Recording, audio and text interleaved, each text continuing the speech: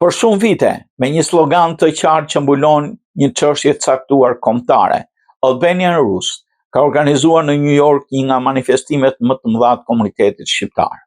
Kjo paradë kënaqësie shqiptare ka qenë gjithmonë pjesë e një zinxhiri kremtimesh dedikuar komuniteteve të ndryshme etnike në SBA.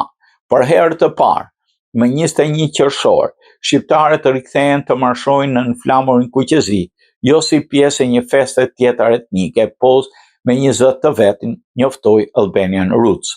Pa 16 vite kërkesë dhe 3 vite betejë në qytetin New Yorkut, më në fund aprovohet parada e parë shqiptare, sot e tutje jemi të pavarur dhe kemi paradën tonë, thuhet në njoftim.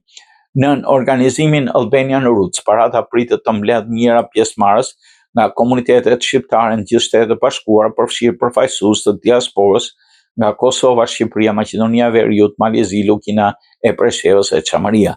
Flamuj, daullet, kostumet kombëtare me një valë kënaqësie kulturore pritet të përfshin rrugët e Manhattanit në një ditë që organizatorët e përshkruajnë si shqiptarisht madhështore. Historikisht, shqiptarët në Shtetet e Bashkuara kanë marshuar si pjesë e paradës ballkanike ose të komuniteteve të tjera etnike, po përpjekja për të pasur një paradë tërësisht shqiptare ka qenë sfiduese. Vendimi i qytetit New Yorku për të dhënë miratimin këtë vit përkon me rritje të angazhimit qytetar dhe institucional të diasporës shqiptare në Amerikë, e cila po konsolidon gjithnjë më shumë zërin e saj në arenën publike.